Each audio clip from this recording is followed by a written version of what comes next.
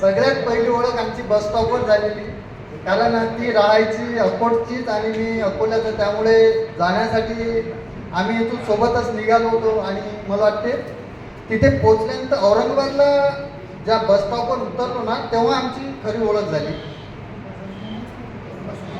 शहर ओळख झाली, नाव वगैरे काही माहीत नव्हतं. त्याच्यानंतर मग कॉलेजमध्ये जसे जसे दिवस गेले तसं समजलं की बा आपल्या गावाकडचं आहे, तसं आहे तसं आहे.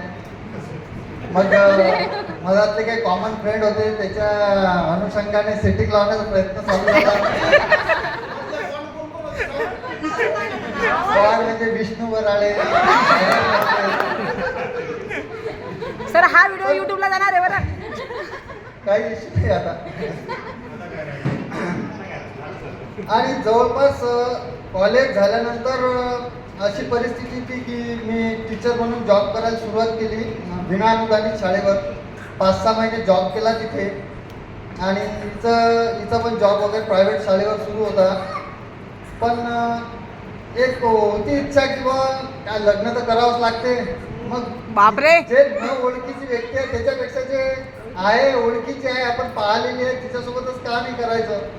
तिची इच्छा होतीच म्हणा, काही इश्यू नाही तसा, वन साइडेड नाही आहे, दोन्ही इकडून आहे. मग आम्ही ठरवलं आणि मी टीचरचा जॉब सोडून दिला आणि स्पर्धा परीक्षेकडे वळलो. त्याच्यानंतर भरपूर एक्झाम दिल्या. मंत्रालय सहाय्यकची क्वालिफाय झालो. त्याच्यानंतर CRPF मध्ये हेड कॉन्स्टेबल म्हणून क्वालिफाय झालो.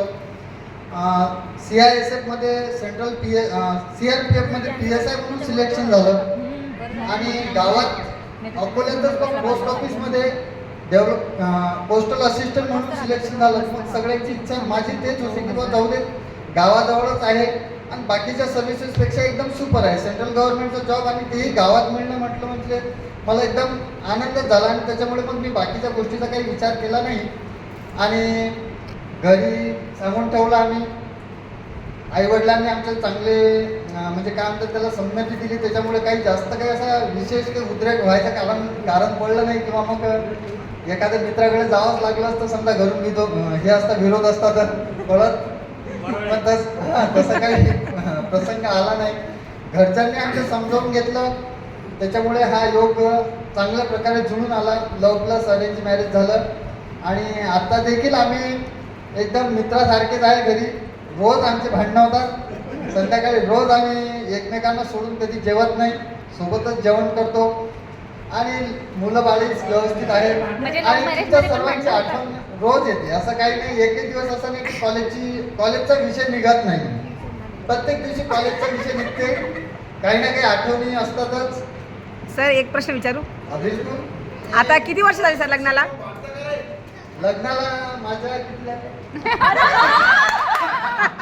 तसे तर भरपूर झाले. 2007 पासून 2024 नाही सर, मग मला असं वाटतं तेव्हापासून आताच बोलताय वाटतं. हा बरोबर आहे. कारण समोर बोलायला काही बोलू देत नाही ती. तेच मला म्हणायचंय. आता तुमच्यामुळे हिंमत आली थोडीशी म्हणून.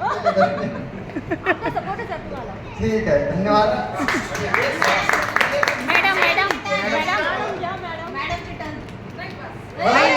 बापरे, 2018ला माझं लग्न झालं. 10 वर्ष 2017ला लग्न झालं.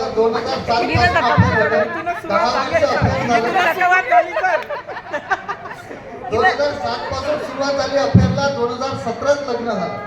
बापरे, 10 वर्षानंतर. वा sir, very good. Not a joke, not a joke. होतो आणि ती कॉन्स्टंट होती. Not a joke. धन्यवाद. मॅडमला द्या.